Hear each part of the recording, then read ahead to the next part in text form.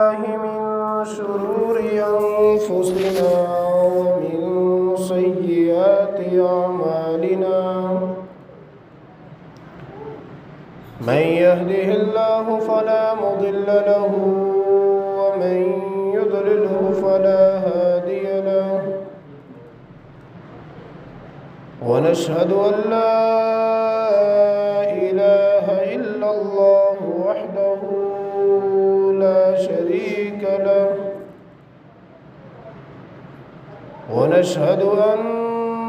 سيدنا ونبينا وهادينا ومرشدنا ومولانا محمدا عبده ورسوله أما بعد فأعوذ بالله من الشيطان الرجيم بسم الله الرحمن الرحيم والسابقون الأولون من المهاجرين والأنصار والذين اتبعوهم بإحسان رضي الله عنهم ورضوا عنه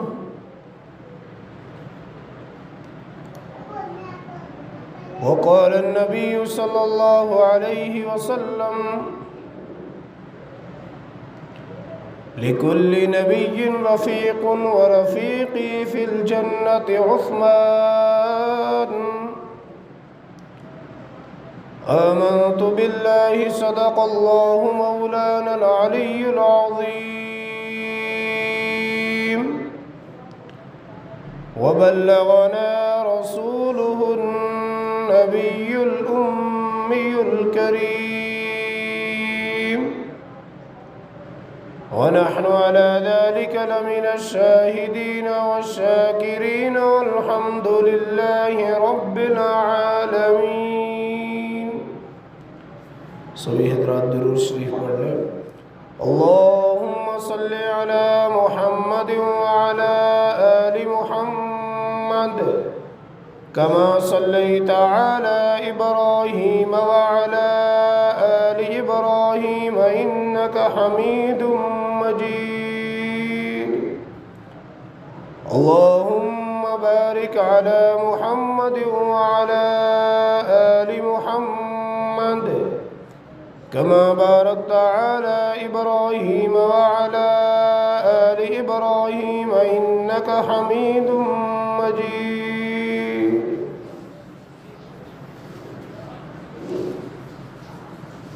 حیا کے عنوان پر اگر کوئی دیوان لکھے گا، حیا کے عنوان پر اگر کوئی دیوان لکھے گا، ہاں مجھے یقین ہے کہ وہ سیرت عثمان لکھے گا. آج 19 ذی الحجہ سن 1447 ہجری بمطابق 5 جون 2026 عیسوی ہے. ذی الحج اسلامی تاریخ کے سال کا آخری مہینہ ہے.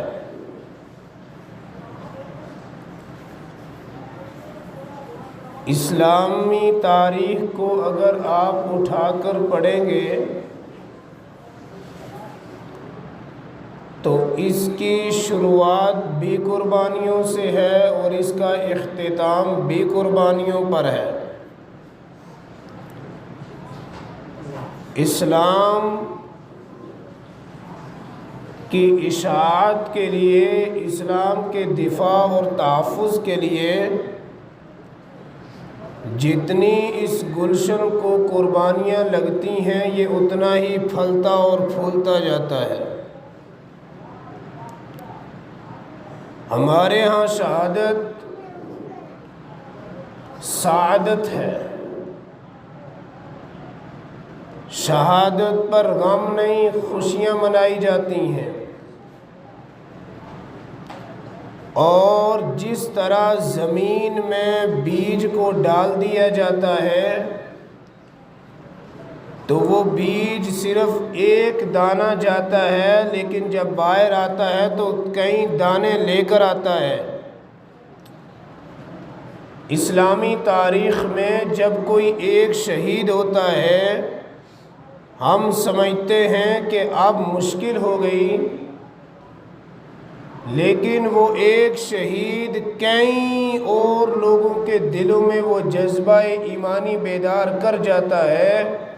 کہ اس مشن کے لیے وہ لوگ کٹنے اور مرنے کے لیے تیار ہو جاتے ہیں۔ تو یہ شہادتوں کا ایک طویل سلسلہ ہے۔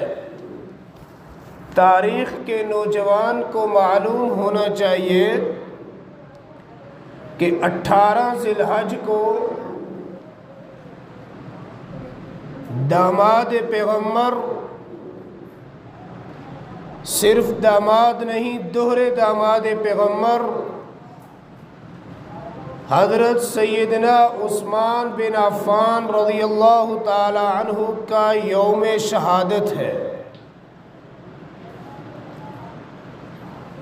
حضرت عثمان ذو النورین رضی اللہ تعالی عنہ اسلامی تاریخ کے تیسرے خلیفہ ہیں۔ خلفائے راشدین میں حضرت عثمان رضی اللہ تعالی عنہ کا تیسرا نمبر ہے۔ حضرت عثمان پوری تاریخ انسانیت کے اندر سیدنا آدم علیہ السلام سے لے کر قیامت تک آنے والے لوگوں میں جو فضیلت اللہ نے عثمان کو دی ہے وہ کسی اور کو مل نہیں سکتی۔ آپ کے ذہن میں سوال پیدا ہوگا، ایسی کون سی فضیلت ہے جو حضرت عثمان کو ملی ہے باقی کسی کو نہیں ملی؟ تو تاریخ انسانیت میں یہ فضیلت صرف سیدنا عثمان ذو النورین رضی اللہ تعالی عنہ کو ملی ہے کہ اللہ کے پیغمبر صلی اللہ علیہ وآلہ وسلم کی دو بیٹیاں یکے بعد دیگرے سیدنا عثمان رضی اللہ تعالی عنہ کے نکاح میں آئی ہیں۔ ایک بیٹی اللہ کے نبی نے دی، پھر اس کا انتقال ہو گیا تو اللہ کے نبی صلی اللہ علیہ وسلم نے دوسری بیٹی بھی سیدنا عثمان رضی اللہ تعالیٰ عنہ کے نکاح میں عطا کر دی اور فرمایا، عثمان اگر میری 100 بیٹیاں ہوتی یکے بعد دیگرے، یعنی ایک دیتا فوت ہو جاتی دوسری دیتا، اگر میری 100 بیٹیاں ہوتی تو عثمان ایک کے بعد ایک تیرے نکاح میں دے دیتا، اس لیے کہ اس کائنات میں مجھ سے بڑا سسر کوئی نہیں، تجھ سے بہتر داماد کوئی نہیں۔ آپ بتائیں کسی خاندان میں اگر رشتہ کر دیا جائے اور اس کے اخلاق اور کردار اعلیٰ ہو تو خاندان سے دوسرا رشتہ بھی ملتا ہے، لیکن اگر کسی رشتہ دار کے اندر خامیاں اور خرابیاں ہوں تو پھر اس علاقے اور محلے نہیں، ان خاندان میں سے بھی کوئی شخص اس علاقے میں رشتہ کرنے کے لیے تیار نہیں ہوگا کہ اس علاقے کے لوگ جو ہے اچھے نہیں ہیں۔ لیکن کیا کہنے سیدنا عثمان کے، اللہ کے نبی نے ایک بیٹی حضرت رقیہ عطا کی، وہ وفات پا گئیں تو بھی دوسری بیٹی حضرت ام کلثوم کا نکاح بھی سیدنا عثمان رضی اللہ تعالی عنہ سے کر دیا۔ حضرت عثمان 12 سال 3 ماہ تک خلیفہ رہے۔ حضرت ابو بکر رضی اللہ تعالیٰ عنہ کا دور حضرت عمر کا دور ان دونوں ادوار سے حضرت عثمان رضی اللہ تعالیٰ عنہ کی خلافت کا دور سب سے زیادہ ہے، بلکہ خلفائے راشدین میں چاروں خلفاء میں سیدنا عثمان رضی اللہ تعالیٰ عنہ کا دور خلافت بڑا لمبا ہے۔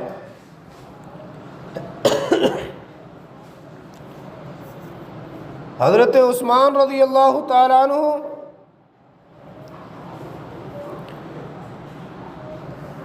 42 لاکھ مربع میل کے حکمران تھے، یعنی جتنی فتوحات حضرت عثمان رضی اللہ تعالیٰ عنہ کے دور میں ہوئیں، اتنی فتوحات کسی اور خلیفہ راشد کے دور میں نہیں ہوئی۔ حضرت عثمان رضی اللہ تعالیٰ عنہ نے جتنا اللہ کے رسول کے دین کو اپنے دور میں پھیلایا ہے، اتنا کسی اور خلیفے کے دور میں اسلام نے اتنی وسعت اختیار نہیں کی۔ حضرت عثمان رضی اللہ تعالیٰ عنہ وہ صحابی رسول ہیں کہ جو فرماتے ہیں کہ میں نے حالت کفر میں بھی کبھی زنا نہیں کیا، کبھی چوری نہیں کی، کبھی میں کسی قسم کی بے حیائی کا مرتکب نہیں ہوا۔ اور حضرت عثمان کی حیا اور پاک دامنی کا پتہ اس حدیث سے لگتا ہے کہ جناب رسول اللہ صلی اللہ علیہ وسلم تشریف فرما ہے، حضور کی پنڈلی مبارک سے کپڑا ذرا ہٹا ہوا ہے، حضرت ابو بکر صدیق تشریف لائے، حضور اسی طرح بیٹھے رہے، حضرت عمر آئے اسی طرح بیٹھے رہے، دیگر صحابہ کرام آئے، حضور اسی طرح بیٹھے رہے۔ لیکن جب حضرت عثمان رضی اللہ تعالیٰ عنہ آئے تو حضور نے اپنی پنڈلی کے اوپر کپڑا ڈالا اور سیدھا ہو کر بیٹھ گئے۔ حضرت اماں عائشہ رضی اللہ تعالیٰ عنہ نے سوال کیا، یا رسول اللہ، حضرت ابو بکر میرے ابا جان آئے، آپ کی حالت وہی رہی، آپ آرام سے بیٹھے رہے، حضرت عمر آئے، آپ پھر بھی آرام سے بیٹھے رہے، دیگر صحابہ کرام آئے، لیکن جب حضرت عثمان آئے تو آپ نے اپنی پنڈلی کو ڈھانپ لیا۔ تو اللہ کے نبی نے فرمایا، عائشہ کیا میں اس عثمان سے حیا نہ کروں جس کے آسمان کے فرشتے بھی جس سے حیا کرتے ہیں۔ حضرت عثمان رضی اللہ تعالی عنہ عظیم الشان شخصیت جو جامع القرآن ہے۔ حضرت عثمان کے دور خلافت سے پہلے قرآن الگ الگ قرأتوں میں موجود تھا، الگ الگ نسخوں میں موجود تھا۔ جب لوگوں میں اختلاف بڑھنے لگا، جب لوگوں میں کوئی کہتا ہے میرا قرآن والا نسخہ صحیح ہے، کوئی کہتا ہے میرا نسخہ صحیح ہے، تو حضرت عثمان رضی اللہ تعالی عنہ تک جب بات پہنچی تو حضرت عثمان نے سارے نسخے منگوائے، ایک نسخہ جو جناب محمد الرسول اللہ صلی اللہ علیہ وسلم کی زبان اور لغت میں موجود تھا، اس کو باقی رکھ کر کے باقی سارے نسخے ضبط کر کے ایک قرآن کریم کو جمع فرما کر کے پوری امت پر احسان عظیم کیا ہے۔ حضرت عثمان رضی اللہ تعالی عنہ کی حکومت کے 6 سال نہایت پرامن اور اسلامی فتوحات کے رہے، لیکن 6 سال کے بعد فتنوں نے سر اٹھانا شروع کیا اور فتنے بڑھتے چلے گئے۔ عبداللہ بن سبا ایک یہودی ایجنٹ، ایک یہود کا فرستادہ بے ایمان قسم کا انسان یہودی، اس نے اسلام کا لبادہ اوڑھا، کہا کہ میں مسلمان ہوں، اور پھر مسلمانوں کے اندر گھسا لوگوں کو اکٹھا کرنا شروع کیا، لوگوں کے درمیان واعظ اور تقریر شروع کی اور بڑی میٹھی گفتگو کرتا تھا۔ لوگوں نماز پڑھو، لوگوں زکوٰۃ دو، لوگوں کے حقوق کو ادا کرو، لوگوں اللہ کے حق ادا کرو، اللہ سے شرم و حیا کرو۔ قرآن پڑھ پڑھ کر کے سناتا تھا، واعظ و نصیحت کرتا تھا، تو لوگوں کے درمیان مقبول ہوتا چلا گیا۔ لیکن پس پردہ اس کے کچھ عزائم تھے، اور اسے قیصر روم نے ڈکلیئر کیا تھا کہ مسلمانوں کے درمیان تفرقہ ڈالنے کے لیے، فسادات ڈالنے کے لیے، تاکہ مسلمان فتوحات سے رک جائیں، اسلام محدود ہو کر کے رہ جائے، اور اسلام جس طریقے سے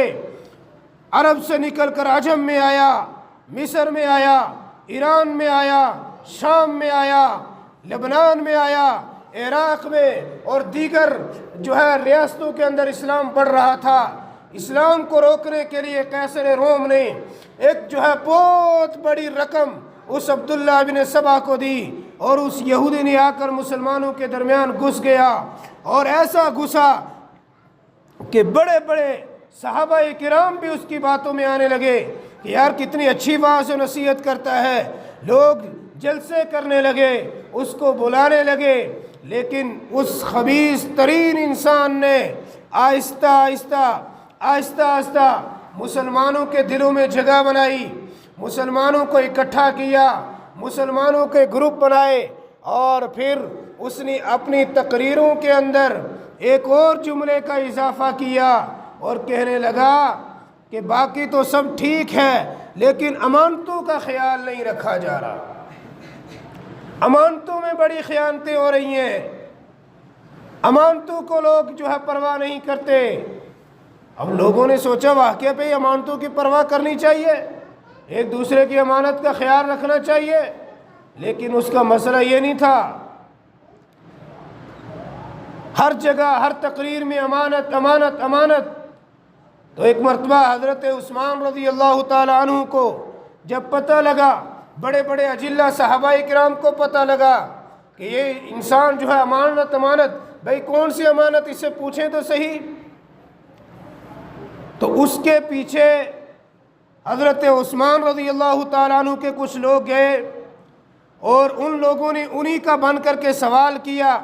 کہ آپ اپنی ہر تقریر میں امانتوں کے بارے میں بات کرتے ہیں، کون سی امانت ہے یہ؟ تو کہنے لگا دیکھو حضرت ابوبکر، حضرت عمر، حضرت عثمان یہ تو حضور کے رشتہ دار تھے، اصل جو خلافت کی امانت تھی وہ حضرت علی کو ملنی چاہیے تھی جو نہیں ملی، اصل یہ امانت ہے جسے یہ ہضم کر دیا گیا، میں اس امانت کی بات کرتا ہوں۔ تو لوگوں نے سمجھا حضرت علی رضی اللہ تعالیٰ عنہ کو شاید معلوم ہوگا،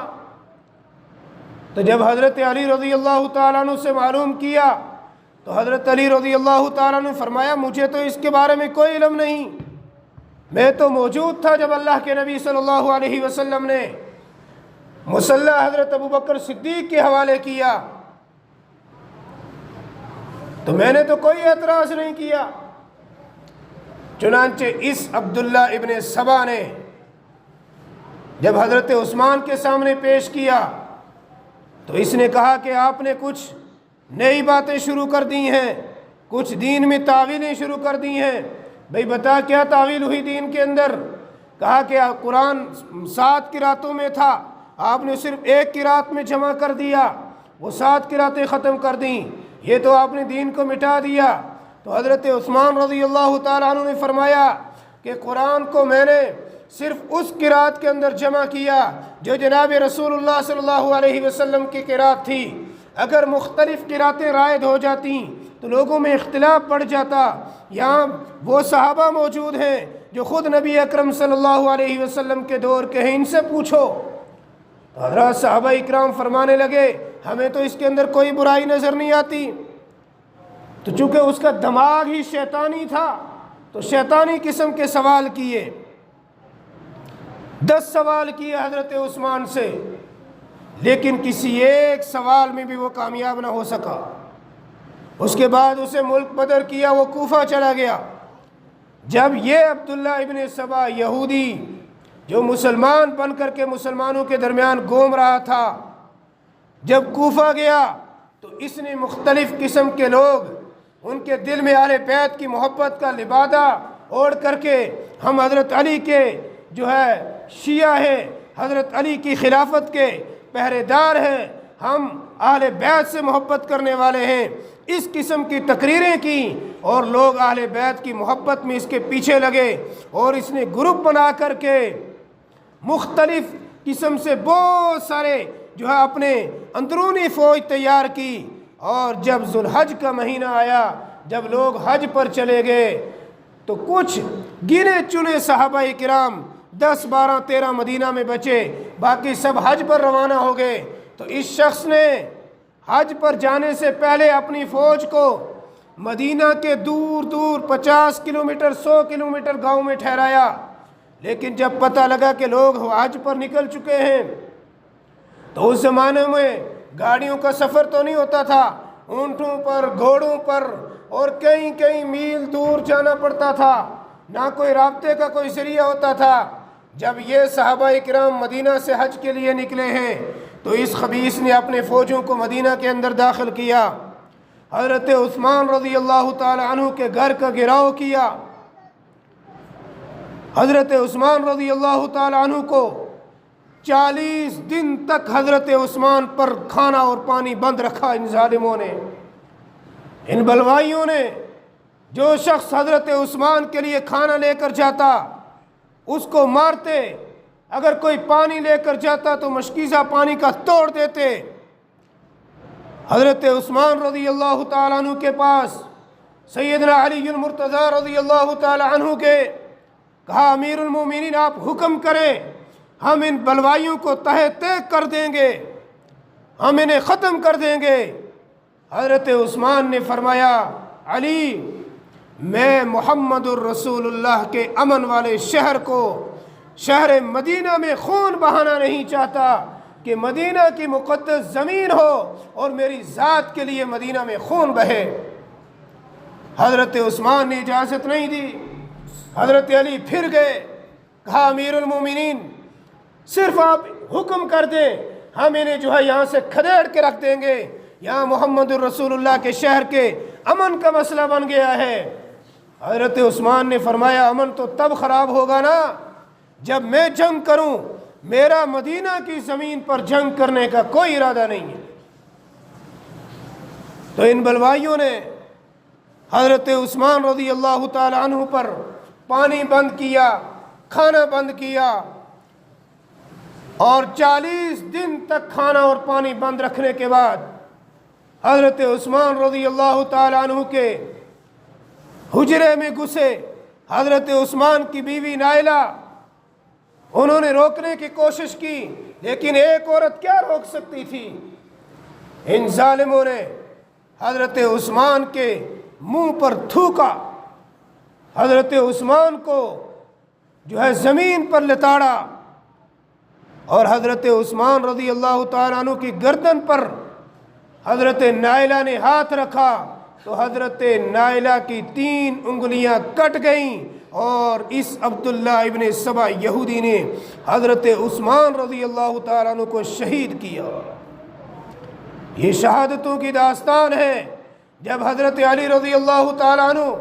آخری دن حضرت عثمان کے پاس گئے، کہا امیر المومنین اب تو اجازت دے دیں، اب تو پانی سر سے اتر گیا ہے۔ تو حضرت عثمان فرمانے لگے، اب تو مجھے تسلی مل گئی ہے کہ میں نے خواب میں رسول اللہ صلی اللہ علیہ وسلم کو دیکھا، اللہ کے نبی نے مجھے بشارتیں دیں اور فرمایا عثمان آج کا روزہ آج کی سحری دنیا میں ہوگی اور افطاری جنت کے دسترخوان پر ہوگی۔ میرے بھائیوں، کل قیامت کے دن شہداء کو پیش کیا جائے گا۔ کسی کی شہادت کی گواہی تلوار کی دھار دے گی، کسی کی شہادت کی گواہی نیزہ دے گا، کسی کی شہادت کی گواہی تیر و کمان دے گا، لیکن عثمان وہ خوش نصیب انسان ہے کہ جس کی شہادت کی گواہی اللہ کا قرآن دے گا، چونکہ جب حضرت عثمان کو شہید کیا تو حضرت عثمان پہلے پارے کے آخری صفحے کی تلاوت کر رہے تھے اور آیت فَسَيَكْفِيكَهُمُ اللَّهُ جب یہ پڑھ رہے تھے تو حضرت عثمان کو شہید کیا، اور حضرت عثمان گرے تو قرآن کے اوپر گرے۔ عثمان نے قرآن سے گلے لگا کر، قرآن نے عثمان کو گلے لگا کر کے یاری پکی کر لی اور دنیا سے رخصت ہو۔